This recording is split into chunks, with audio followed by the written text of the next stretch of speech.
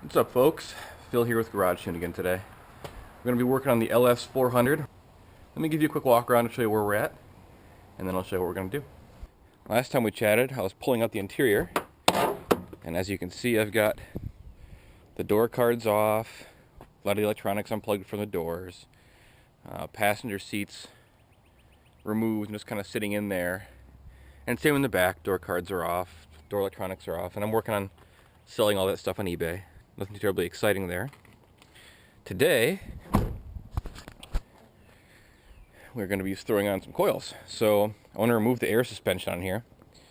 Some LS series Lexuses came with air ride from the factory, which is cool. But for drifting, not ideal. So we're going to pull the air ride off, or at least the shocks or struts or whatever you want to call them, and replace them with standard coils. Now these don't have, I'll show you what I got here. This is a company called J2 Engineering, and I imagine it is of about the same quality as any other Godspeed or, whatever brand. They look decent enough. I mean, nothing too terribly exciting to balk at here, but they don't have, like most for this car, they don't have camber plates on top. So we'll have to see once we get into it how one can adjust the camber on these, if I'm going to have to make up some sort of upper and lower control arms that allow me to adjust the camber or what. But, it is what it is. We'll take it one step at a time. Anyway, I'll take a video when I'm done and see how far we get. What's up, folks? Today is day 2. And you're probably thinking, oh, day 2, you must have got a lot done in day 1. No, I did not. Here's what I got done in day 1. I got the air suspension out of the front driver's side. That's all. I forgot that 20-year-old nuts and bolts don't like coming off. And the way this is designed, it is designed in such a way that the knuckle here is just the right shape to where it interferes with a big fat air shock. So you've got to compress it all the way by hand, which is hard because it always wants to decompress. Then you've got to kind of get it over on the side over here, push it down, and then pull the top out over here and kind of come up and around and out like that. And that seemed to work, but that took me way longer than it should have. An interesting note about these wheels that I discovered, I thought they were made by Anki for whatever reason. They're made by OZ, I think. And they are 7x15s plus 30. So that gives me a good idea of what that looks like in the car. I mean, I want to run an 18 by probably 9.5 or so. But I at least know if this is 7x15 plus 30, that gives me a good idea of where that sits, and I can use that to figure out where my wheels would sit. Tonight I'm going to try and pull off one of these rears. And in doing so, I hope to discover what the factory length is of the rear shocks. My concern is that I have 2 different lengths of coilovers here. One about 4 inches shorter than the other. Well, this is the front that I pulled off.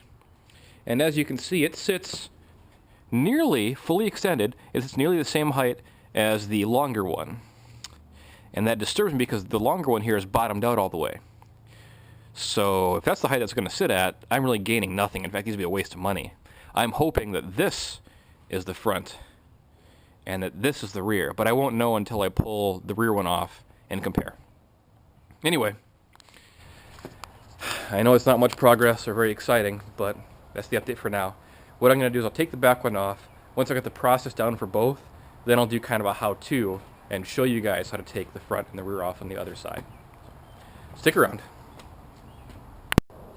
So, the way you get the rear shocks out, as far as I can tell so far, is, well, let me back up a bit. As you can see, they go straight up from here. Alright, let's back up a little bit and continue straight up. That puts the top right about over here, which is clearly inside the cabin. To back up that claim, by removing the carpet in the rear, I can see the air line. This is the air line that goes to actually fill up the air shock. However, I cannot access the top mount of the strut. It looks like it sits right about here. So to do that, I've got to get this terribly dirty, or to access that, I've got to get this terribly dirty rear seat out. Now to get the rear seat out, I tried shortly after I started tearing the interior apart. If you recall, it did not go well, but I did more research, and I was assured by people the way you do that is by pulling on these tabs here. You pull them out a little bit, or some, I don't know how much, we'll find out, and then you lift up on the seat. And for seats that have been there for 20 plus years, like this one has, I hear it can be a real bear.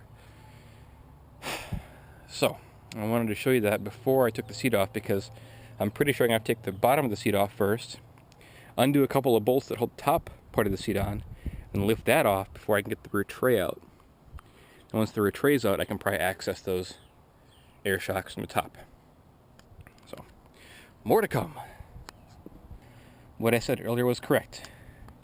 There are two tabs here you pull out with a fair amount of might, and then I jammed the back end of a adjustable end wrench in between the seat and the floor and just pried it up, and with some might it came off. Did the same on both sides. Once that was off, the bottom of the seat lifted right out. I'm left with all this treasure. To get the back of the seat off, it was just as I thought. There are two bolts on the outside, and there are two bolts towards the middle. They're all 12 millimeter. You take those off, then you lift the seat up, and you can tilt it back and pull it out. To get to the two middle bolts, you have to take off the two 14 millimeter bolts that hold on the seat belt latches. So it's not a big deal once you do that. Just take some muscling. Now that we've done that, we can see the top mount of the air shock. So I'm going to pop these little pops off here, undoubtedly breaking them, as we always do. And I'm guessing once that's done, I'll be able to pull the shelf off. I got the rear shock out, as you can see, and I wanted to film this quick before I lost light. It comes out almost exactly like the front.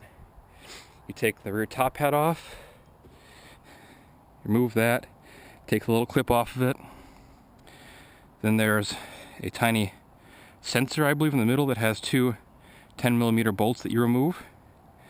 Once you have that removed, it twists and lifts right off. And there are three more 14 millimeter bolts you got to take off. And the top part's off. On the bottom, there's one big 19 millimeter that goes to the bottom of the shock. And then in the back, there's the air hose that normally sits in here, covered by this little rubber grommet. And you can just loosen this end with either a box wrench or an adjustable end wrench. Once it's loosened, unscrew it slowly by hand until you start hearing the air release. Once that air starts releasing, just let it sit and empty out. Sometimes it's slow, sometimes it's fast, but it'll come out. Now, to answer the question that I had earlier, is the front or the rear longer? The rear is definitely longer than the front, which is good. So now I have confidence that the longer ones here will indeed lower the car substantially. You can see there's probably 6 or 7 inches there. And the fronts, there's probably 6 inches there. So I'm going to try and get these on tonight. I have to actually work again here in about an hour, so I'll do what I can for about 45 minutes, and then I'll call it a night.